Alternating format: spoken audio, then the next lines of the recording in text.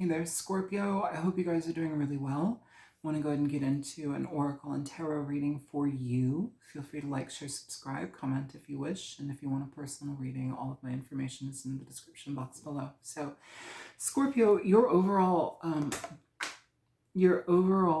tarot, or I'm sorry, oracle energy is yin. It's on the floor. I'm not going to pick it up. I know the card. The energy of yin is about receptivity, how we receive, how we are available to receive. This can be receiving messages of divine wisdom and guidance. This could be receiving attention and affection from other people. This could be receiving communication, receiving criticism, receiving feedback, critique. Generally, it is going to be a little bit more on the softer side. It's usually being receptive to what others want to give us and share with us, usually in a warm and loving manner.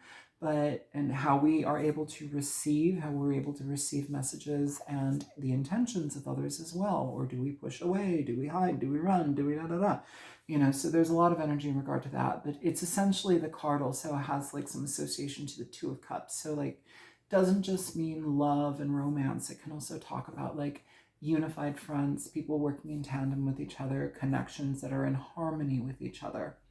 So with your family and community here, Scorpio, you have the Fool.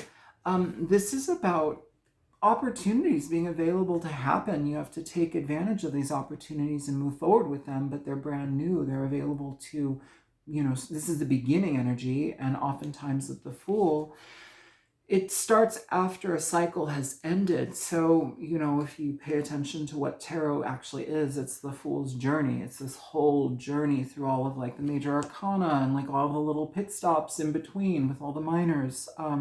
It's the growth of the person, and so with this energy of the Fool, it's saying, I've been through, it doesn't have to be a dark night of the soul, but I've been through a certain point in my life where it's like, I've been up, I've been down, I've been through the Fool's journey, and now I've like come to some clarity here, and I'm moving forward on a new path. This is about new paths, new choices, new decisions, new growth, new. It's starting from ground zero, but you also come with wisdom that you've gained from your previous experiences that you can actively apply to this new beginning. So take advantage of it. This could be coming through a family member, a friend, somebody within your community.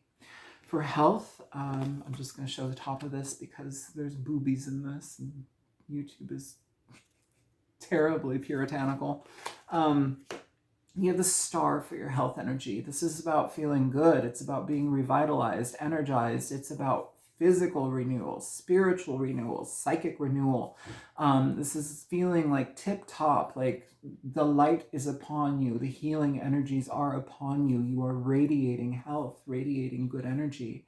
This can also talk about finding balance within your health, finding freedom from any like,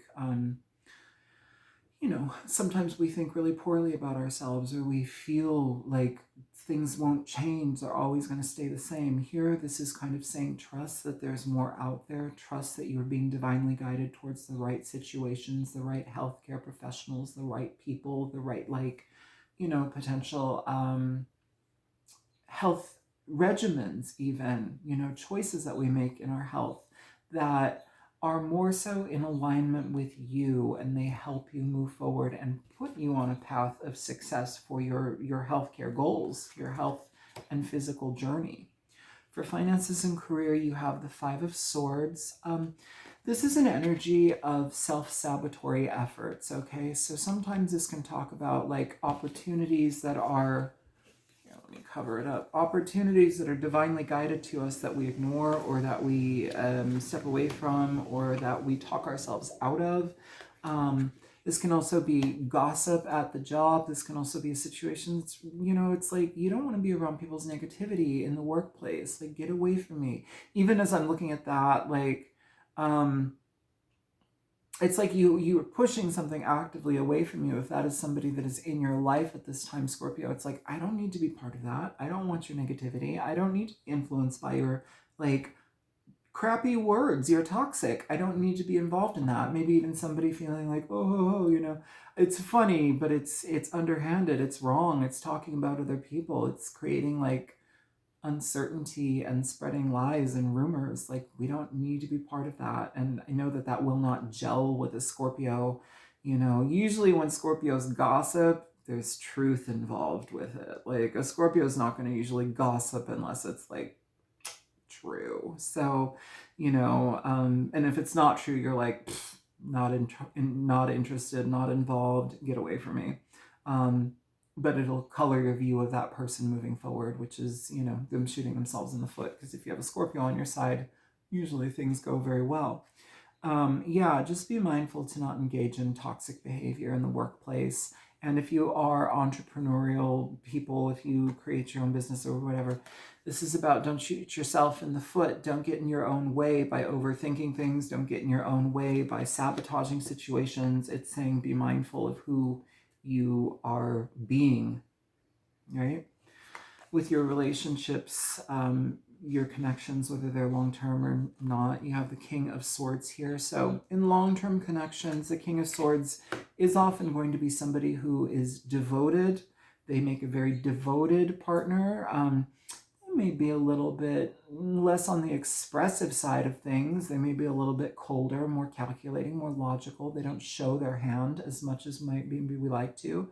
So if you have a partner that's like that, it doesn't mean that they don't love you, but maybe you need to communicate about what you do need in your relationship. What, like, love language do you need being expressed in your relationship? Maybe this person is like, they are a words of affirmation person. Maybe they are somebody that will show you that they love you through their actions. So, you know, they fill up your tires, they'll fill up your gas, they'll take the garbage out. You know, they don't say I love you, but that means I love you. But maybe you're not getting that message. There's kind of an energy of that. This can also talk about a partner who maybe they need to be more open to criticism. You know, with the King of Swords, they often will think that they know the best, and oftentimes they do know a lot of things and they can maneuver things in good ways, but sometimes their rigidity gets in the way of them receiving information or making good decisions. And so sometimes they need to have, like, you know, being knocked down a peg or two a little bit and like have clarity and realize maybe I don't know everything. Maybe I do need to listen to my partner, and that partner needs to speak up. So if you are the partner that needs to speak up, bring your truth, bring your honesty, and let them hear it because they need to hear it, you know? If you are single, you may be connecting with an air sign, a Libra, Gemini, or Aquarius person. This is somebody that may be a little bit distant, maybe a little bit aloof. If they're paying attention to you, it's probably that they're interested. Generally, though, they may be harder to read when it comes to emotions. I would say, though, that Scorpio, you're usually pretty good about reading people either way. But if this person shows up in your life with the King of Swords, it's usually an indication if they continue to connect with you, there's intention behind it. This isn't somebody that generally wants to just date around. This is somebody that sees potential in you. Once the King of Swords is involved with somebody, generally they're very devoted. Even if they have a difficult time sharing their feelings, they can be very, very devoted people.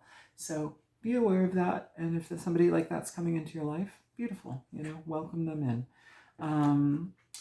With what you don't see coming, you have the Two of Pentacles here, Scorpio. So this energy is about opportunities being, you know, given to us that we may have to do some extra work to maintain or uphold or engage, but it's well worth it. It can be something where it's like, yeah, we might have to juggle a lot here. We might have to make more time for something now, but it's like, it's worth it.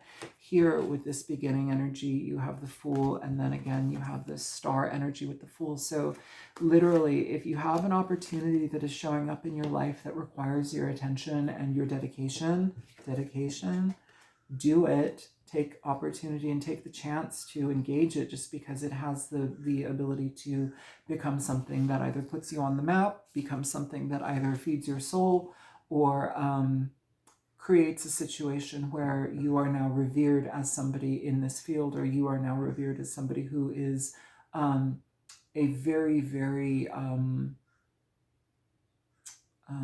well-received person. You know, you're sought out. So Yeah, a little bit extra to juggle, but it's potentially worth the challenge. So I hope that this is helpful, Scorpio. Be receptive to things, be available to things that come into your life, and also any type of connections, because we have the yin card on the floor with receptivity. Any type of connections that you have in your life, try to see through a lens of kindness and connection. Even if we have people that have a hard time showing up or sharing their emotions, that doesn't mean they're bad. It just means that maybe that's not their strong suit. So yeah, I love you guys. I hope that this is helpful. Feel free to like, share, comment, subscribe if you wish. And yeah, my info's in the description box if you want personal reading. Take care, Scorpio. Bye.